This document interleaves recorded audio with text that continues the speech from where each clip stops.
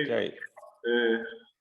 First of all, I want to say hello to everyone and welcome to our third international training workshop of Interreg Progress Project. This workshop was hosted today by University of Alba, and the date of this project coincides with the dates of other action organized by European Commission. It's about Green Week, which between the 3rd of May to 13th of June. The motive of this year Green Week, it's an interesting theme. The name's Zero Pollution Ambition. We know everyone that pollution is everywhere and affect everybody. To the air we breathe, the food we eat, the water we drink, or the land we go our food on. These elements are the components of the ecosystem services, the central theme of Interreg Progress Project. The pollution, it's the largest environmental threat cause of multiple mental and physical disease. Is a cause of premature death, especially among children, among the elderly, or for people who certain medical conditions. But pollution affect, as I said, is everywhere and affect everybody, but affect also the ecosystem. Is the main cause of loss of biodiversity. It reduces the capacity of the ecosystem to provide services like decontamination and carbon sequestrations. To achieve this pollution prevention, the EU action plan towards zero pollution ambition is a key plan of the European Green Deal. It will help to create a toxic-free environment across the EU by better monitoring and reporting, and by preventing and remedying pollution from air, soil, and water. The EU Green Week 2021 is an opportunity to engage with you, with all stakeholders and interested persons, on how we can make together, how we can work together to make this ambition of EU zero pollution a reality. Maybe you have questioning about what is related. We will not talk today about pollution, but we will talk how to maintain the natural capacity of the ecosystem to provide ecosystem services. And this is the step forward to this zero pollution ambition. Maybe in a few minutes I will talk about what are the ecosystem services. Ecosystem services represent all the benefits that human can obtain from ecosystems, like from good quality of air, fresh water, or multiple functional forests, to preventing protection against calamities, climate regulations, and so on, safety, health. All that benefits are results of ecosystem functions, which represent, in fact, interaction between biophysical structure, biodiversity, and ecosystem processes like production, decomposition, or nutrient cycling. All these conduct and underpin the capacity of the ecosystem to provide ecosystem services.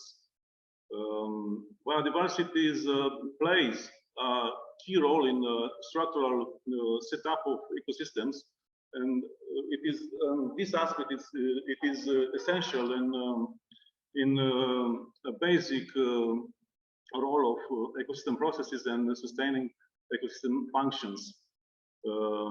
This flow of ecosystem processes, it's seen like a link between socio-economical system and the ecosystem, and this is the way that visually is accounted for evaluation and assessment of ecosystem services. these processes and services are integrated in ecosystems and are influenced by positive and negative by anthropic drivers. And in the next, we'll see how these anthropic drivers could have a good positive benefit to ecosystem and to our lives. That is all for me. I will pass to our Vice Rector, Mr. Daniel Sărișteanu, to say a few words. Thank you very much. Dear guests, dear colleagues, on the behalf of the Rector of the University of Craiova, Professor Cezar Ionuț Spânu, it is my great honor and pleasure to welcome you at the third edition of the Interreg Progress Workshop, Innovative Financial and Marketing Mechanism for Payment for Ecosystem Services. This online event is focused on financial and marketing mechanism for payment for ecosystem services within the series Practical Workshop with Best Practices. I wish to say a few words about our university. The University of Craiova is the biggest higher education institution in the southwest of Romania, with 12 faculties, more than 1,000 teaching and research staff, and about 20,000 students in all the three levels of programs: bachelor, master, and PhD. The University of Craiova and their researchers are dedicated to the research in topical fields such as horticulture, agriculture, environment, biodiversity, and sustainable development. Many thanks to our partners from Italy, Latvia, Ireland, Hungary, and Spain. And I hope to have this kind of very good cooperation in many other future projects. Also, my congratulations to the organizers, my colleagues from the Faculty of Horticulture, one of the top faculties of our university in research and development, with many important research grants and projects, and with many impact publications. Finally, I wish you to have fruitful discussions and interesting panels during this event, and of course, for all the Green Week events. In these difficult pandemic times, I hope that the next time we will have the opportunity to organize a face-to-face workshop together. I wish you success to the Progress Workshop. Thank you very much for this opportunity. Thank you very much, Mr. Vice Rector, for your introduction. My name is Besnik Mehmeti, and I am the project manager of the Progress project. I'm here to deliver a short presentation about our project, and I'd like to welcome, first of all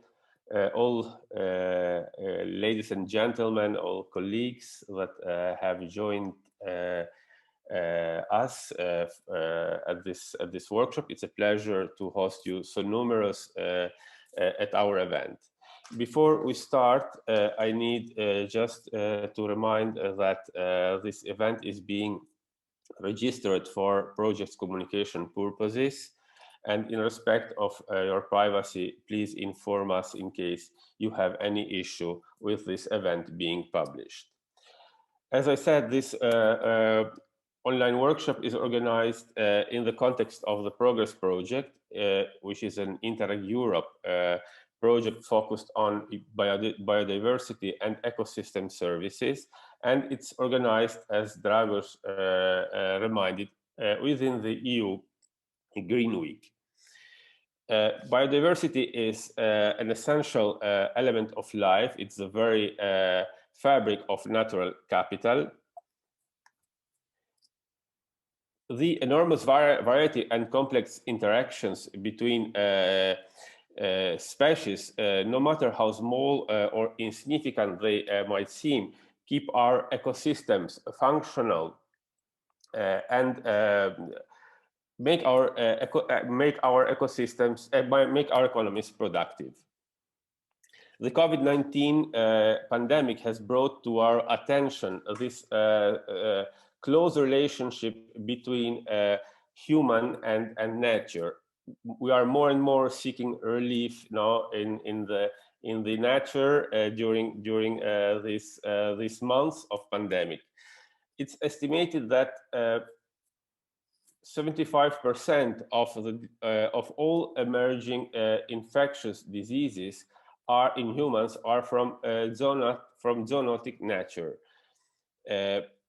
Pathogens thrive where there are changes in the environment, like deforestation, and when natural ecosystems are under stress from human activity and climate change. Our planet is threatened, the biodiversity in our planet is threatened by unprecedented transformation and exploitation of terrestrial and marine ecosystems, driven mostly by human activities. 1 million animals and plants species out of an estimated 8 million risk extinction, many within decades.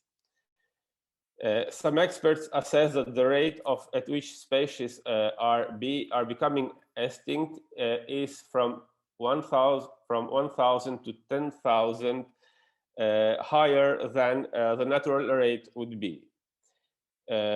Just these are some facts about the threat that we are posing on biodiversity. We are exploiting our terrestrial and marine ecosystems in an unprecedented way. In line with these challenges, the project aims to improve regional policies and strategies dedicated to the conservation of biodiversity and ecosystem services. And to reach this goal, the project is proposing policy learning and capacity building activities. And here you can see the different policy instruments that are addressed by our project, starting from the regional biodiversity strategy of the Tuscany region to the operational program in Latvia, or the regional planning guidelines for the Greater Dublin area, and the environmental and energy efficiency operational program in Hungary, the ERDF regional operational program of Catalonia region, the large infrastructure operational program from Romania. And in line with Interreg Europe, let's say, approach, we are addressing both regional and ERDF, structural funds policy instruments. As I said, interregional learning is based on the exchange of experience and the ways the partners protect and value biodiversity and ecosystem services at regional level. And we have proposed 4 topics on which to exchange the learning between partners. And for each topic, we have dedicated a semester. So we have started in the second semester with the topic about the costs and benefits of ecosystem services derived from land use. Then in the previous semester, we have been talking about the integration of the ecosystem concerns on sectoral policies and plans. In the current semester, we are talking about financial and marketing mechanisms for payments of ecosystem services. And in the next semester, we'll be talking about landscape governance for economic and environmental sustainability. Interregional cooperation within progress is built around 2 main phases. The first is the learning process, which lasts for 3 years and includes the exchange of experience through this kind of events, through policy learning workshops and seminars, and also the design of the action plans for each of the policy instruments addressed by the project. And then the last year is dedicated to the monitoring of the implementation of the action plans that are developed by the partners in the first phase. Just a quick presentation of the partners. Progress is relatively small consortium of partners. We are just 6 partners, but from different European countries. So the lead partner is ANCI Toscana, the Association of Tuscan Municipalities, for which I work. Other partners are Riga Technical University, the Eastern and Midland Regional Assembly, Tolna County Development Agency, the Ecological Research and Forestry Application Center, and the University of Craiova.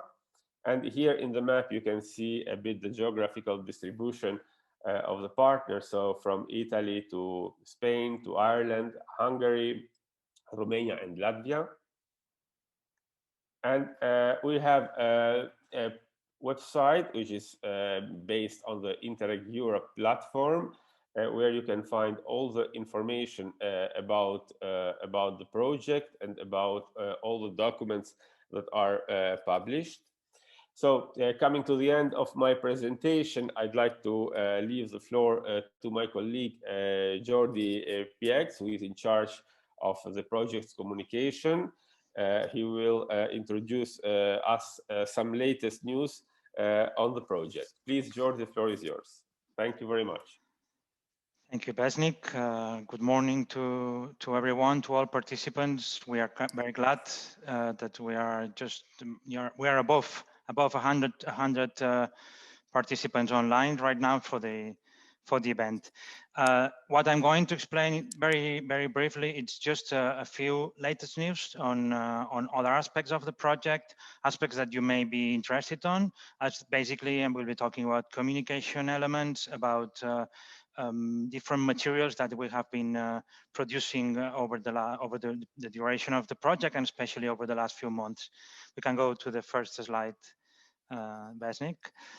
One of the elements, very important elements of any Interreg project, of course, is the good practices, which are part of the policy learning platform of Interreg Europe, and is the space where you can find all the good practices developed by Interreg Europe projects.